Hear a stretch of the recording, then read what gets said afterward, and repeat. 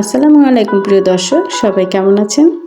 আমি একটি নতুন ভিডিও নিয়ে আবারও আপনাদের মাঝে হাজির হয়ে গেলাম ফ্যামিলিজ কিচেন থেকে। আজকের আমার ভিডিওতে থাকছে গাব সংরক্ষণ। গাব ফলটা একদমই কমন একটি ফল। গ্রামে সচরাচর এই গাব ফলটি পাওয়া যায়। গাব ফল যখন পাকা ধরে তখন কিন্তু বেশি দিন থাকে না। খুব কম সময়ের মধ্যে কিন্তু গাব ফল পেকে শেষ হয়ে যায়। আর মন চাইলেও কিন্তু পরে আমরা আর এই গাব ফলটি খেতে পারি না। তো আমি আজকে আপনাদের সাথে শেয়ার করব কিভাবে বছর জুড়ে গাব ফল সংরক্ষণ করা যায় আর আপনি তাজা তাজা গাব খেতে পারবেন পুরো বছর জুড়ে। তার আগে আপনাদের কাছে ছোট্ট একটা রিকোয়েস্ট, প্লিজ আমার ভিডিওটি লাইক দিয়ে কন্টিনিউ করতে থাকবেন। আর আমার গাব সংরক্ষণের পদ্ধতিটা কেমন হয়েছে জানাবেন কিন্তু অবশ্যই কমেন্ট সেকশনে। আর সেই সাথে বলবো, চ্যানেলটিকে যারা সাবস্ক্রাইব করেছেন অসংখ্য ধন্যবাদ, আর যারা এখনও চ্যানেলটিকে সাবস্ক্রাইব করেনি প্লিজ চ্যানেলটিকে সাবস্ক্রাইব করে পাশে থাকবেন। এতক্ষণ আপনারা দেখছিলেন আমি কিভাবে গাব ফলগুলো গাছ থেকে ছিঁড়ে নিয়েছি। আমি নিজের হাতে গাছ থেকে ছিঁড়ে নিয়েছি গাব ফলগুলো। ছাদের পাশে থেকে নিচে থেকে গাছটা উঠেছে আর আমি হাত দিয়ে ছাদে থেকে ছিঁড়ে নিয়েছি। অনেক সুন্দর গাব পাকা কালারটা। গাবের খোসার উপরে একটু কাটা কাটা থাকে, তো একটু সাবধানে ছিঁড়ে নিতে হয় যাতে গায়ে না লাগে। তো আমি এখন গাবগুলোকে কেটে নিচ্ছি বটি দিয়ে। বটি ছাড়া অন্য কিছু দিয়ে গাব কাটতে আমার কাছে একদমই স্বাচ্ছন্দ্যবোধ মনে হয় না, তাই আমার কাছে সুবিধা মনে হয় বটি দিয়ে কাটা। আমি এই জন্য বটি দিয়ে গাব কাটি। তো একটু সাবধানে কাটতে হবে যেহেতু হাত কেটে না যায়।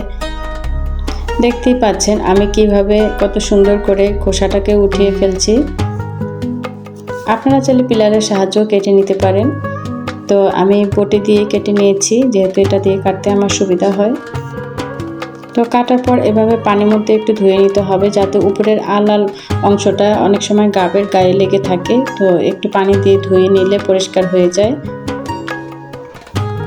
তো এখন আমি গাবগুলোকে মাঝখান দিয়ে এভাবে ফালি করে কেটে নেব। গাব ফল কিন্তু আমাদের শরীরের জন্য অনেক উপকারী। অনেকেই হয়তো খেতে চান না গাব, কিন্তু এটি অনেক উপকারী আমাদের শরীরের জন্য, যা আমাদের কোষ্ঠকাঠিন্য দূর করে, স্কিন ভালো রাখে। ডায়রিয়া এবং আমশার জন্য কাঁচা গাবটা কিন্তু খুবই উপকারী। সেই সাথে কাঁচা গাবের বীজটাও কিন্তু খুব উপকারী।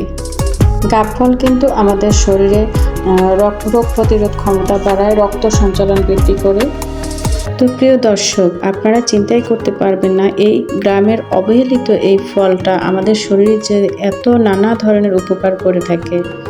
তো কথা বলতে বলতে আমি গাবগুলোকে এভাবে মাঝখান দিয়ে ছুরি দিয়ে কেটে ফালি ফালি করে কেটে নিয়েছি। আমি কিন্তু গাবের আটিটা ফেলে দেইনি, আমি গাবের আটিটা সহই সংরক্ষণ করে আপনাদেরকে দেখাবো। আর চেষ্টা করবেন অবশ্যই গাবের আটিটা সহই সংরক্ষণ করার জন্য, তাহলে একদম তাজা গাবের মতোই আপনি স্বাদ পেয়ে যাবেন। আটি সহ আমি যে প্রসেসে গাবটি সংরক্ষণ করছি, এই প্রসেসটি আপনারা ফলো করলে অবশ্যই কিন্তু এর একদম তাজা স্বাদ পেয়ে যাবেন। এর গুণগত মান একদম ঠিক থাকবে এবং এর স্বাদ ও গন্ধ আপনি সবই পেয়ে যাবেন যদি আমার এই প্রসেসটি ফলো করেন। আর এই গাব ফল ফ্রোজেন করার আগে অবশ্যই কিন্তু একটি এয়ারটাইট বক্স নিতে হবে। আর বক্সটা কিন্তু আপনি ভালো করে ধুয়ে পরিষ্কার করে শুকিয়ে নিতে হবে যাতে কোনো ধরনের পানি লেগে না থাকে, ভেজা না থাকে। তো হালকা গরম পানি দিয়ে আর সাথে সাবান দিয়ে ভালো করে বক্সটা ধুয়ে শুকিয়ে নিয়েছি আমি। তো এখন আমি কি করব? এখন আমি 1 চিমটি চিনি ইউজ করব। হ্যাঁ, ঠিক শুনেছেন, আমি এখানে 1 চিমটি চিনি ছিটিয়ে দিলাম। এই চিনিটাই কিন্তু গাবটাকে একদম ঠিক রাখবে, এর গুণগত মান এবং স্বাদ গন্ধ সবই ঠিক রাখবে। প্রিয় দর্শক, আপনারাও কিন্তু চেষ্টা করবেন এভাবে বক্সে আগে একটু চিনি ছিটিয়ে দিতে। তো আমি এখন ফাঁকা ফাঁকা করে গাবগুলো বসিয়ে দিচ্ছি। আমার বাচ্চারা কিন্তু গাব ফলটা ভীষণ পছন্দ করে। আর আপনারা কে কে এই ফলটা পছন্দ করেন অবশ্যই কিন্তু কমেন্ট সেকশনে জানাবেন। আমার বাচ্চাদের জন্য আমি এভাবে গাব সংরক্ষণ করে রাখছি। আমি কিন্তু এখানে আস্ত 2টো গাব রেখে দিচ্ছি। এগুলোও কিন্তু কিচ্ছু হবে না, একদমই তাজা গাবের মতো লাগবে। কারণ আমি এর আগেও এভাবে গাব সংরক্ষণ করেছি, আর তাই আপনাদের সাথে এভাবে গাব সংরক্ষণ করে আপনাদের সাথে শেয়ার করলাম। তো কেমন হয়েছে প্রিয় দর্শক আমার গাব সংরক্ষণের ভিডিওটি অবশ্যই জানাতে ভুলবেন না।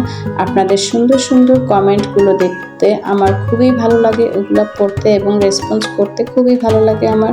গাব সংরক্ষণে খুবই সহজ একটি পদ্ধতি আপনাদের সাথে শেয়ার করলাম। এখন আমি বক্সটাকে ভালো করে আটকিয়ে দেব, আর অবশ্যই খেয়াল রাখবেন যেন কোনোভাবেই বাতাস প্রবেশ করতে না পারে এর মধ্যে। তো ভালো করে আটকানোর পর এটি আমি এখন ডিপ ফ্রিজে রেখে দেবো, আর সারা বছর তাজা তাজা গাব খাবো। সবাই ভালো থাকবেন, আল্লাহ হাফেজ।